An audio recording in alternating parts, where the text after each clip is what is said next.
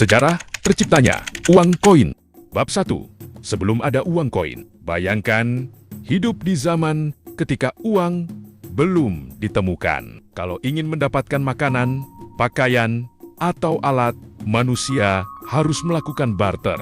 Kamu punya kambing, orang lain punya beras. Kalau dia membutuhkan kambing dan kamu membutuhkan beras, transaksi bisa terjadi. Tapi bagaimana kalau pemilik beras tidak membutuhkan kambing? Disinilah barter menjadi rumit. Manusia kemudian mulai menggunakan benda tertentu sebagai alat tukar. Di berbagai wilayah, benda yang digunakan berbeda-beda. Garam, kerang, ternak, biji-bijian, hingga logam. Logam memiliki keunggulan besar, tidak mudah rusak, bisa dibentuk, dan memiliki nilai karena kelangkaannya. Tetapi, ada masalah. Logam harus ditimbang setiap kali digunakan. Pembeli dan penjual harus memastikan berat serta kemurniannya. Proses ini tidak praktis untuk perdagangan yang semakin berkembang. Akhirnya, manusia mendapatkan sebuah ide besar. Bagaimana jika logam dibuat dalam ukuran tertentu dan diberi tanda resmi sebagai jaminan? Dari sinilah konsep uang koin mulai muncul. Bab 2. Lahirnya koin di Lydia. Salah satu wilayah yang sangat penting dalam sejarah koin adalah kerajaan Lydia di Anatolia Barat. Wilayah yang sekarang merupakan bagian dari Turki. Sekitar abad ke-7 sebelum Masehi, Lydia mulai menggunakan kepingan logam standar sebagai uang. Koin awal yang terkenal dibuat dari elektrum, campuran alami emas dan perak. Bentuknya belum seperti koin modern. Ada yang tidak bulat sempurna dan ukurannya relatif kecil. Namun, ada satu bagian yang sangat penting, cap resmi pada permukaannya. Cap tersebut menjadi tanda bahwa berat dan nilai logam telah dijamin oleh otoritas yang menerbitkannya. Ini merupakan perubahan besar. Orang tidak lagi harus selalu membawa logam ke timbangan.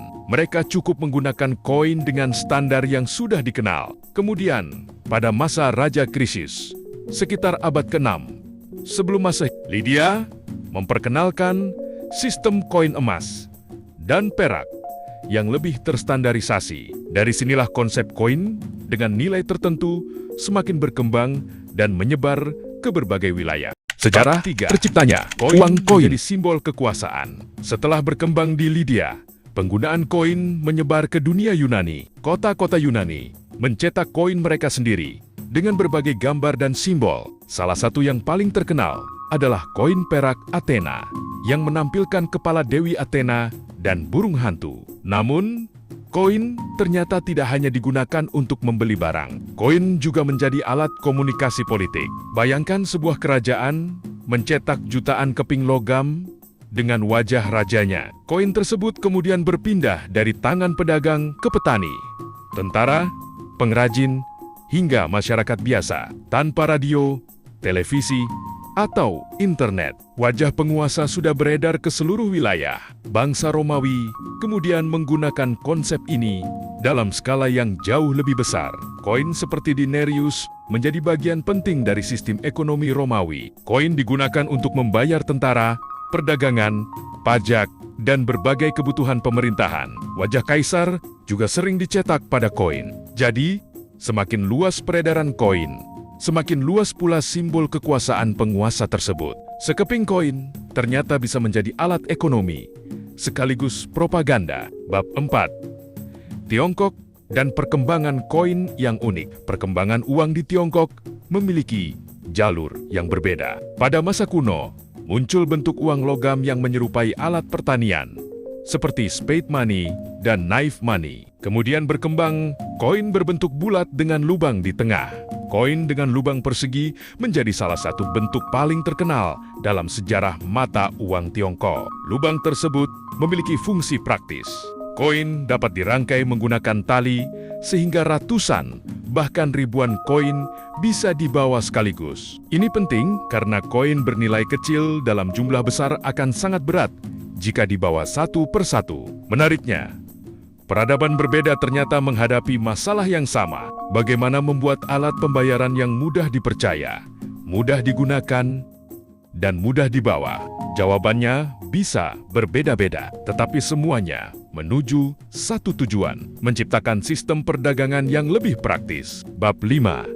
Dari kepingan logam ke uang digital. Selama ribuan tahun, koin terus berubah. Bahan pembuatnya berubah, desainnya berubah, nilainya berubah, wajah penguasanya berubah. Namun, satu hal tetap sama, kepercayaan. Kepercayaan. Pada awalnya, nilai koin sangat berkaitan dengan logam yang digunakan. Emas memiliki nilai, perak memiliki nilai, tembaga memiliki nilai. Namun semakin berkembangnya sistem ekonomi, manusia mulai menggunakan uang yang nilainya tidak semati-mata berasal dari bahan pembuatnya. Kemudian muncul uang kertas.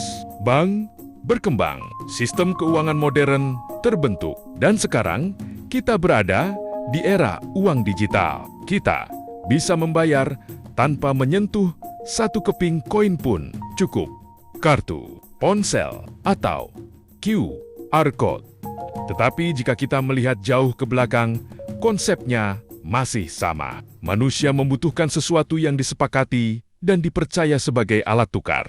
Sejarah terciptanya uang koin bukan sekadar kepingan logam. Ia adalah salah satu tonggak penting dalam perjalanan ekonomi manusia. Dari barter ke logam yang ditimbang, kemudian menjadi koin standar, lalu uang kertas, hingga akhirnya berubah menjadi angka digital di layar smartphone. Dan semuanya bermula dari satu gagasan sederhana, membuat perdagangan menjadi lebih mudah.